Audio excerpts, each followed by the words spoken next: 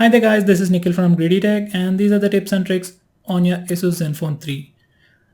Well, to be honest, there aren't really a lot of features on this phone, so it is more of an overview for people who don't know what features are available on the Asus Zenfone 3. If you're an advanced user, don't cry about it. So with that said, let's get started. So guys, this is the Asus Zenfone 3, 32GB variant with 3GB RAM, 5.2-inch display. So this is your lock screen and you can unlock it by either entering your password or pattern, or you can use your fingerprint scanner to unlock it quickly. So let me just do that and it's unlocked. Now to do that, you need to first configure your fingerprint. For that, just go to settings. In the settings, select fingerprint, select manage fingerprints, enter your password. From here you can add your fingerprints, and if you want to unlock your phone using your fingerprint, make sure you enable the first toggle. You can also make sure that you can only answer the phone calls with the fingerprint. So if you enable this toggle, you will not be able to answer the calls unless you place your finger on the fingerprint scanner. So usually this is not suggested. Use this only if you take your privacy to a whole new level. Once again, in settings, if you go to fingerprint, you have two additional options. One is launch camera and second one is capture pictures. So if you enable this toggle launch camera, when your device is unlocked, you can simply double tap your fingerprint scanner to open the camera app. So it's very handy, and if you are not used to it, it becomes quite annoying. Next, if you enable this toggle, you can take pictures using the fingerprint scanner. So let me just open the camera app by double tapping the fingerprint scanner. And now whenever I want to take a picture, I can simply place my finger on the fingerprint scanner like this, and it takes a picture.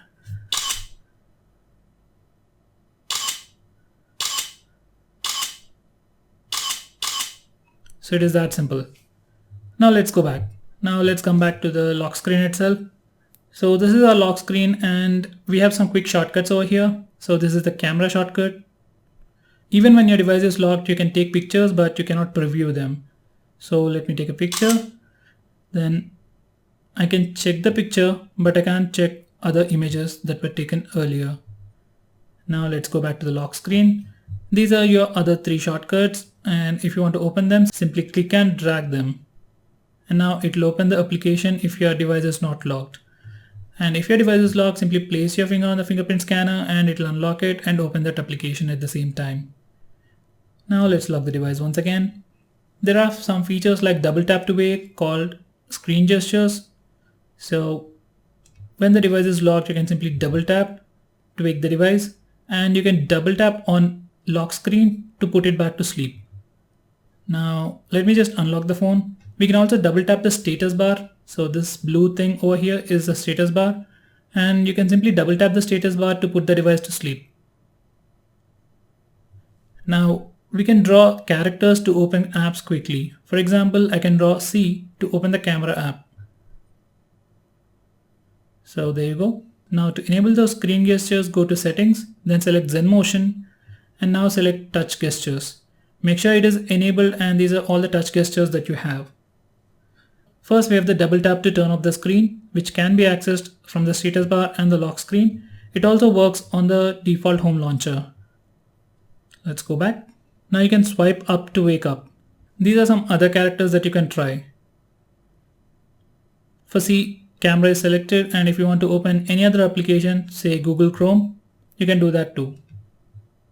So now whenever I draw a C, it will open the Google Chrome application. So there you go, this is my Google Chrome. If you come back, we have motion gestures. So we have flip and hands up. Whenever you're getting a call, when you flip the phone like this, it will be put to silent. And whenever you're getting a call, if you raise the phone to your ears, it will automatically answer the call. So these are two handy gestures, and personally, I don't like to use them. So there you go. Next, we have one-handed mode. We can access the one-handed mode either from the notification bar. We have a toggle for that. So this is the toggle. And if you really want to access it quickly, you can use the home button to access it by first enabling this toggle. Just enable this toggle, and from now on, whenever you double tap the home button, it will enable or it will start the one-handed mode. To come out of it, you can simply press the home button once again. we also have the option to resize the screen.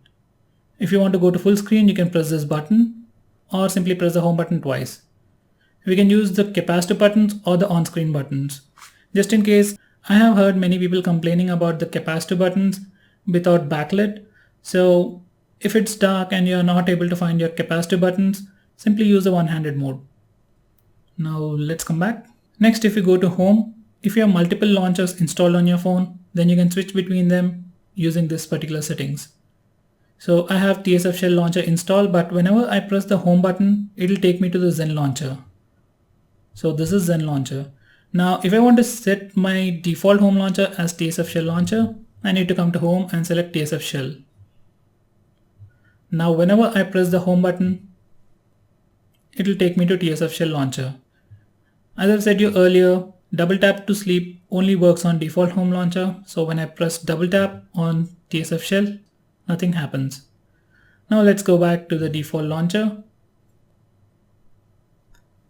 Next, if we go to display, over here we have the option to tweak color modes. So these are all the different color modes available. We have balanced, blue light filter, vivid, and customized. We can also change the temperature of your display to cooler or warm. If you screwed up these settings, you can always reset by pressing this button. I always prefer to enable the blue light filter and set it to max at night. I really wish it could be automated. Anyway, let's go back now. Next, we have do not disturb mode. So this is basically like your silent mode, but it has some automated rules. I usually prefer to put my device to silent mode at night every day. So unless I get a call, I won't be interrupted at all. It's not silent mode to be precise, but it comes close. So let me just show you automatic rules. All I do is simply enable this rule and make sure do not disturb mode is set to apply disturb rules. So I do the same with weekends too. Now I go back and these are my disturb rules. I set alarm to on and reminders, events, notifications to disabled. If I get calls from anyone, I'll receive them, and if I get messages from anyone, I won't be interrupted at night. So it's very handy and just get used to it. Next, if we go to apps and select this button over here, we have app permissions from Android Marshmallow. So if you want to enable or disable app permissions for any particular app, you can come here and do that. At the same page, you have battery optimization. So this is from Android Marshmallow dose feature. So if you're downloading something, say torrents at night, your device is put aside and it stops downloading. That's because all the apps are optimized by default. So whenever you're not using your device, all the apps running in the background won't have access to internet. So it'll become a problem if you're trying to use apps like WhatsApp or Facebook. You won't be getting any notifications if your device is just sitting there idle. So in that case, you need to come to this place and select do not optimize. For example, if I don't want to optimize this app, or if I don't want the phone to block internet access to this particular application, simply select do not optimize and done. Now if you go to not optimized applications, we get Asphalt 8. If you're not getting notifications from WhatsApp, Facebook or Instagram when your device is not in use, then you need to do this. Just select the app and set it to not optimized. And if you want to remove it, you can do this. Oh, by the way, you can change the default SMS app, default browser from this place. Now let's go back. If you want to enable developer options, simply go to About, scroll down, select Software Information, click on Build Number 7 times. Once you do that, developer options will be enabled. So these are your developer options. Next we have Kids mode. So if you have any kids in your home, or if you give your phone to any kids for playing games, and if you're worried about them accessing any other unauthorized applications, maybe Play Store, or they go out and buying some stuff, then you can use this mode. Simply configure this mode and select the things that you want to configure. So this is the parent settings. We can select the set of apps that are visible in the kids mode. So you can give access to only few games to your kids, and all they see is the screen. As of now, I have configured my phone to show only Asphalt 8 in kids mode. So from here, unless they know the password, they can't do anything. So it's pretty handy dandy. Anyway, let's go back. Next we have easy mode.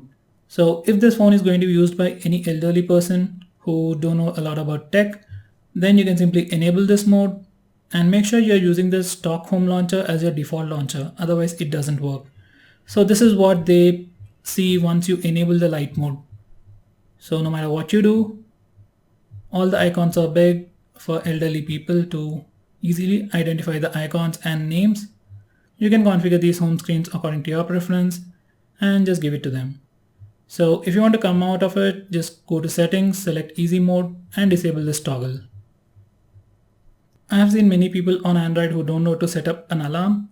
So for that you can use the clock application. Just open the clock, allow. If it asks for any permissions, just give it the permission. And over here we have the alarms. So if I want to set an alarm, press this button, select the time, press OK, and it will be added. We can do other customizations over here too. If you want a third-party app as an alarm, try Timely. Now let's go back to the settings once again. By the way, this is your notification bar. These are your notification toggles. So you can rearrange them by clicking this button. Now you can slide any of these toggles to rearrange them. Once again, in settings, if you want to enable auto call recording, go to settings, select call settings. Now if you scroll down, you have this option called auto call recording. So if you want to automatically record calls and don't want to be notified every time, enable this toggle and disable this toggle. Now if you want to record calls automatically for specific set of users, maybe only from your contacts, then you can do that. Or if you want to record calls automatically for everyone, simply do this. At the same time, if you want to block any calls, just go to call list, select block list, and from here you can add a contact or a number manually. Or else you can always use Truecaller to block out all the spam callers. Next, if you go to power management, we have auto start manager. So this page basically lists all the applications that are currently installed on your phone and the applications that have the permission to automatically restart in the background. So what it means is these applications will be running in the background constantly. So I have disabled all of them to improve the battery life. So you can do the same. At the same time, I want these two applications to always run in the background, so I have enabled them. The same goes for the downloaded applications, preloaded applications too. Most of the apps in the preloaded section were enabled, so make sure you disable them for the best battery life. And if you're not getting notifications from any specific app, just come here and enable auto start, just like that. Next, we have the option to change themes. Well, they say themes, but all they do is change lock screen and home screen wallpapers and change the icons. So at a first glance, all I could see were paid themes, but there are some free themes too.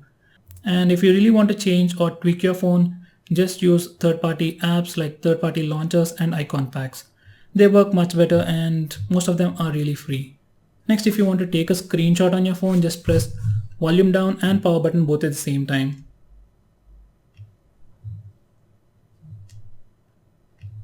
So it is that simple to take a screenshot on your phone. Next, these are all the applications that are currently installed on my device, and you will see at least 20 to 25 useless apps on your phone. So in that situation, you can uninstall them because you'll be losing space and they'll be constantly running in the background and consuming battery. So in that situation, simply press and hold on any icon. So anyway, if you want to uninstall or disable your bloatware or system apps, simply go to settings, select apps, and now select the app that you want to block. Do it later. So this is an app by ASUS. Most of them don't use it, and I wouldn't suggest you to use it either. Use Google Keep instead. So these things are uninstallable and they always run in the background. So simply disable them. So once you disable an app, it won't be listed in this page, your app drawer, and you won't get notifications for the updates. So most of the apps are simply bloatware. Let me just name a few. Go to Pay. There should be a bunch. Yeah, TripAdvisor, Truecaller, Zenfone Circle, Zenfone, Web Storage, Docs, Sheets, ZenTalk. So there are tons of bloatware on this device which will drain your battery and which will consume some space, in your internal storage if you keep updating them. So make sure you remove all such unnecessary apps, or at least disable them. Most of the apps can be uninstalled, and if you can't uninstall them, simply disable them. And finally, if you want to end calls using the power button, go to settings, select accessibility, scroll down, and you have the option over here, power button end calls. So once you enable this, whenever you're in a call, simply press the power button to end the call. So it's a very handy feature once again for elderly people who have a hard time disconnecting the calls. So there you have it guys, these are the tips and tricks for your Asus Zenfone 3. I hope you found this video to be helpful. If you do, hit that like button and stay tuned to us by subscribing to our channel. If you have any doubts, comments, complaints or feedback, please feel free to leave that below this video. So that's it guys, thanks for watching this video. This is Nikhil from Greedy Tech signing off. Have a nice day.